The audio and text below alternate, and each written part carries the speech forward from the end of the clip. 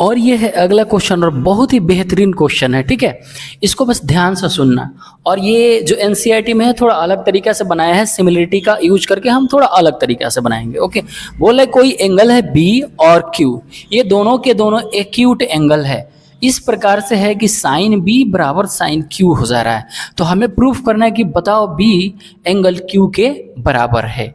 ठीक है, तो सबसे पहले हम एक ही ट्रेंगल मानते हैं ना, चलो सॉल्यूशन ले लेते हैं हम लोग, और एक ट्रेंगल हम लोग मानते हैं। ठीक है, तो सबसे पहले बताओ बी एंड क्यू क्या है, एक्यूट एंगल है ना। बी एंड क्यू क्या है, तो एक्यूट एंगल ट्रेंगल है, सॉरी ट्रेंगल नहीं है, एक्यूट एंगल्स है, और ये मुझे दिया हुआ है। ओके, फिर क्या दिया हुआ है, साइन बी बराबर दिया है साइन क्यू, ये भी ठीक है। अब हम लोग लेते क्या हैं, चलो लेटस एक कंसीडर करते हैं, let's consider a triangle, let's consider a right angle triangle. Okay, तो हम लोग कंसीडर किए एक राइट एंगल ट्रेंगल जिसमें ये है हमारा बी और ये है मेरा Q, और या आप यहाँ भी B मान सकते हैं, यहाँ भी Q मान सकते हैं, कोई दिक्कत नहीं। ये दोनों के दोनों क्या है, एक्यूट एंगल ट्रेंगल, और ये है राइट एंगल, तो आप यहाँ पे कुछ भी मान सकते हैं, इसको मान लीजिए A। ओके, अब क्या है, तो ये है कि दिया हुआ है हमारे पास क्या, यहाँ पर देखिएगा, यहाँ पर क्या है, हम जानते हैं कि ये 90 के ये जो एंगल B है इसके साथ वाला यहाँ पे एंगल अगर हम B लेते हैं तो ये मेरा B हो जाएगा, बेस हो जाएगा, ये परपेंडिकुलर, ये हाइपोटेनस हो जाएगा। अगर एंगल Q लेते हैं तो Q के सामने वाला AB जो है ये मेरा परपेंडिकुलर हो जाएगा, और इस एंगल Q के साथ वाला जो साइड है ये मेरा बेस हो जाएगा, और ये हाइपोटेनस रहेगा। ठीक है, ओके, तो आगे बढ़ते हैं और देखते हैं। सबसे पहले दिया हुआ है यहाँ पे, है ना, कि साइन B बराबर दिया है यहाँ पे साइन Q, इसी को हम लोग कंसीडर करते हुए आगे चल रहे। तो साइन B बराबर क्या होगा, तो एंगल B है, तो एंगल B साइन B बराबर क्या होता है, परपेंडिकुलर बटा हाइपोटेनस, और यहाँ पे भी वही होगा, परपेंडिकुलर बटा हाइपोटेनस। ठीक है, यहाँ पे भी क्या होगा, परपेंडिकुलर डिवाइडेड बाई हाइपोटेनस ही होगा। लेकिन एंगल B के लिए परपेंडिकुलर कौन होगा, तो भाई AQ होगा। क्या होगा, AQ होगा। ठीक है, यहाँ लिखते हैं परपेंडिकुलर मेरा क्या हो जाएगा, AQ हो जाएगा, और H मेरा क्या होगा, तो BQ हो जाएगा। ठीक है, बराबर। अब एंगल जब Q है उसके लिए परपेंडिकुलर क्या होगा, तो एंगल Q है तो इसके लिए यहाँ पे परपेंडिकुलर मेरा AB हो जाएगा। तो ये मेरा परपेंडिकुलर हो गया AB, और डिवाइडेड बाई हाइपोटेनस तो सेम ही रहेगा BQ। ओके, अब देख सकते हो यहाँ पे कि ये BQ कैंसिल हो जाएगा। ठीक है, और ये मेरा हो जाएगा क्या, A, क्योंकि नीचे है डिनोमिनेटर वाले, और LHS में डिनोमिनेटर में और RHS में डिनोमिनेटर में जो भी है ये दोनों के दोनों इक्वल है तो कट जाता है। तो यहाँ AQ बराबर हो गया मेरा AB। अब यहाँ थोड़ी देर के लिए देखो, ये जो है लेंथ AQ और ये जो लेंथ है AB, ये दोनों आपस में बराबर है। तो अब सोचो ये जब बराबर है और ये एक राइट एंगल ट्रेंगल है, तो एक्चुअली में ये कौन सा ट्रेंगल है, राइट एंगल आइसोसेलेस ट्रेंगल है, ये आइसोसेलेस राइट एंगल ट्रेंगल है, आइसोसेलेस राइट एंगल ट्रेंगल है।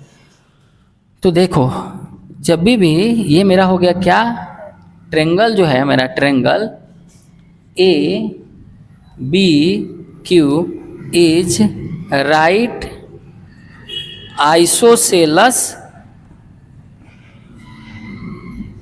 Right angle triangle, right angle triangle हो गया। तो अब हम इस पे क्या लिख सकते हैं कि जब साइड दोनों इक्वल हो किसी ट्रेंगल में, दो साइडें जब इक्वल होती है तो उसके सामने वाला एंगल भी क्या होता है, इक्वल हो जाता है।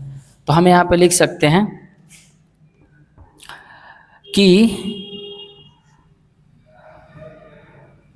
The angle opposite to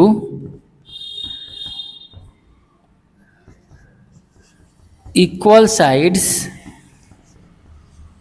are equal, मतलब इक्वल साइड के सामने वाला एंगल भी इक्वल होता है।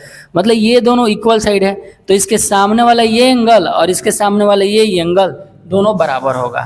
तो हम इस प्रकार से लिख सकते हैं, इसलिए एंगल B बराबर हो जाएगा मेरा एंगल Q, और ये हो गया हमारा प्रूफ। तो इस तरीका से हम लोग एग्जाम में जब लिखेंगे तो एग्जामिनर भी खुद खुश होकर पूरा का पूरा नंबर देगा। बिल्कुल ठीक है, अगले क्वेश्चन पे हम लोग बढ़ते हैं।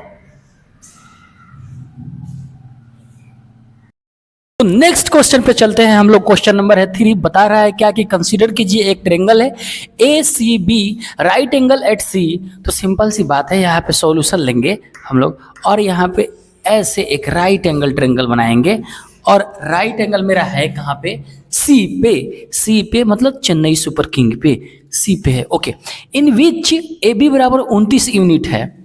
ओ भाई साहब, तो यहाँ पे कोई ए हो जाएगा और कोई बी हो जाएगा। ए बी बराबर मेरा 29 है, ठीक है। B C 21 unit, B C कितना है, 21 यूनिट है। और क्या दिया है, एंड ए बी सी बराबर थीटा। ए बी सी बीच वाले को हम एंगल बोलते हैं, ये है मेरा थीटा, थीटा है, ठीक है। बोला डिटरमाइन कीजिए cos square theta plus sine square theta को। ओके भाई, ये दिया है लेकिन ये मुझे नहीं दिया है, तो कैसे निकालेंगे, कैसे निकालेंगे बताओ। तो बसर पाइथागोरस फार्मूला से, तो हम लिखेंगे बाई पाइथागोरस फार्मूला। और ये कटाक से हम लोग जानते हैं बार बार, ठीक है। पिछले वाले क्वेश्चन में भी मैंने बताया था कि परपेंडिकुलर का स्क्वायर, क्योंकि एंगल के सामने वाला, परपेंडिकुलर का स्क्वायर प्लस बेस का स्क्वायर बराबर हो जाता है हाइपोटेनस के स्क्वायर, तो ए बी स्क्वायर। हमें चाहिए क्या, ओ हो ए सी होगा यहाँ पे, ए सी का स्क्वायर प्लस बी सी का स्क्वायर बराबर ए बी का स्क्वायर। अब मुझे चाहिए ए सी, तो A C square is equal to कितना, तो A B square minus B C square, ये कर देंगे हम लोग। तो भाई साहब ये तो हो गया। अब ए सी तो अंडर रूट में कर दो, क्या एक्चुअली में ए बी कितना है 29, तो ये मेरा हो जाएगा 841। बी सी कितना है, बी सी 21, तो 21 के स्क्वायर करोगे तो 441। अब 8 से 41 में से 4 से 41 घटेगा, हो जाएगा 400, और यहाँ पे मेरा ए सी आ जाएगा 20 यूनिट। ये मेरा हो गया 20 यूनिट। बस बस बस बस, ये आते ही हमारी कहानी हो गई खल्लास, समाप्त। अब ध्यान देने की जरूरत है। सवाल नंबर क्या, 1 पूछा है कि cos square plus sine square theta निकालो, ठीक है। तो हम एक निकाल दे रहे हैं, आप दूसरे का जवाब मुझे कमेंट बॉक्स में देना कि कितना आंसर होगा, क्योंकि ये भी इंपॉर्टेंट है और ये अपने आप में एक फार्मूला है, ठीक है। ये फार्मूला हो जाता है 2 साइन, ये cos 2 थीटा का ये फार्मूला है। एक्चुअली में ये आता है 1, वो आगे आप आइडेंटिटी में पढ़िएगा, लेकिन हमें निकालना, हमारा पहला मकसद है cos square theta plus sine square theta का वैल्यू निकालना। सर cos स्क्वायर थीटा, मैंने बोला था cos स्क्वायर थीटा लिखो, अच्छा है cos थीटा का द होल स्क्वायर लिखो, दोनों बातें एक ही है।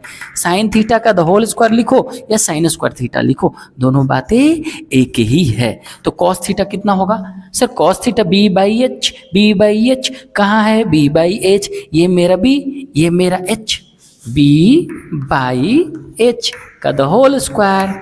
Sign theta p by H, p by H, p by H, p by H मतलब 20/29, 20/29 इसका द होल स्क्वायर। आगे बढ़ते हैं, ये हो जाएगा मेरा 441, ये हो जाएगा मेरा 841। ए भैया, और ये कितना होगा, ये 400 होगा, ये मेरा कितना होगा 841। कर लो भाई, जोड़ लो, नीचे एलसीएम 841, ऊपर देखो 441 प्लस 400, क्योंकि एलसीएम में जो हमने लिया ये तो सेम ही है, जोड़ेंगे तो 841 कट के हमारे पास आ गया आंसर 1।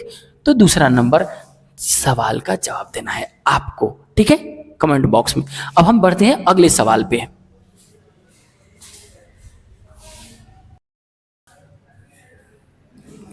तो बढ़ जाए अगले सवाल पे। क्वेश्चन नंबर है हमारा 4।